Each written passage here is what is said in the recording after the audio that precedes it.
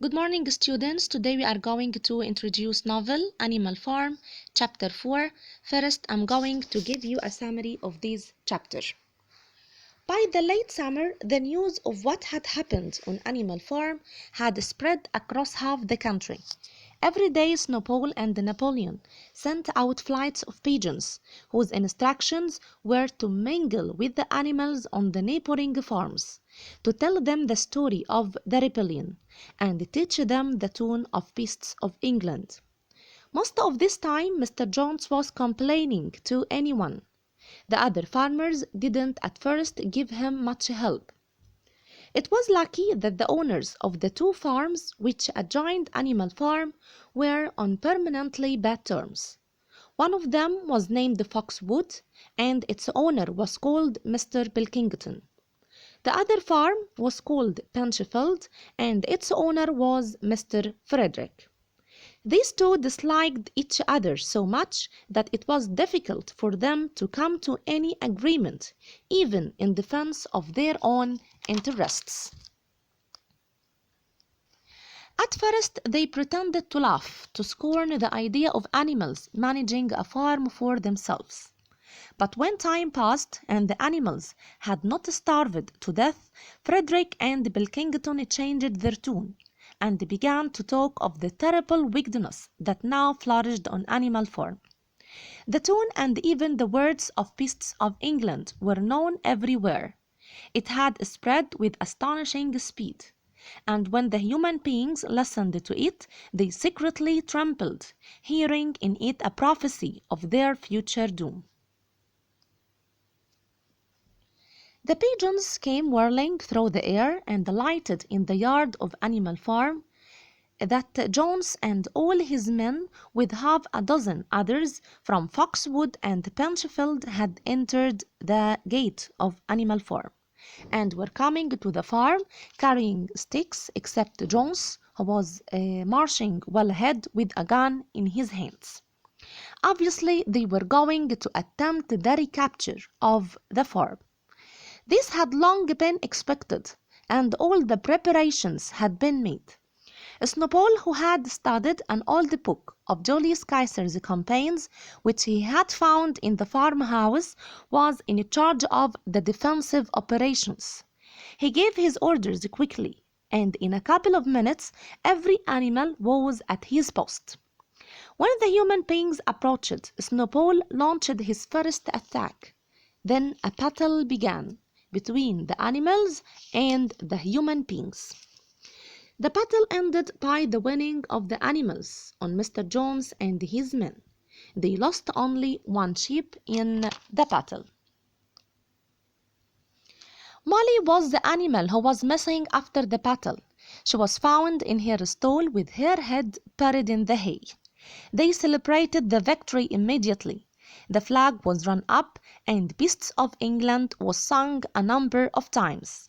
Then Snowball and the Boxer were awarded by Animal Hero First Class, and the dead sheep was awarded by Animal Hero Second Class. In the end, they decided to call the Battle of the Cowshed.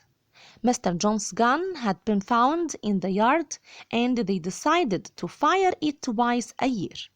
Once on October the 12th, the anniversary of the Battle of the Cowshed, and once on Midsummer Day, the anniversary of the rebellion. Now let's move to your booklet to read the summary of this chapter. As the news of the rebellion on Animal Farm spreads across the countryside, the animals on neighboring farms become unmanageable. The stories unnerve the neighboring farmers, Mr. Pilkington, the owner of Foxwood Farm, and Mr. Frederick of Penchfield Farm. Although Pilkington and Frederick are on permanently bad terms with each other, they are sufficiently frightened by the recent events to overcome their differences long enough to join forces with Mr. Jones in an attempt to help him retake the Manor Farm, as they insist on calling it. The pigeons bring word of the humans' imminent attack, long expected by the animals. Snowball, who has studied an old book of Julius Caesar's military campaigns, is in charge of the defense of Animal Farm and puts his strategy into action. The humans, tricked into believing that the animals are in retreat, rush into the battle. Quickly they are surrounded and defeated by the well-disciplined and well-organized animal forces. The two heroes are Snowball, who is wounded by bullets fired from John's gun, and Boxer, for the roles in the Battle of the Cowshed, as it is called. They are each awarded a military decoration of Animal Hero First Class. A sheep who is killed in the battle is posthumously awarded an Animal Hero Second Class medal.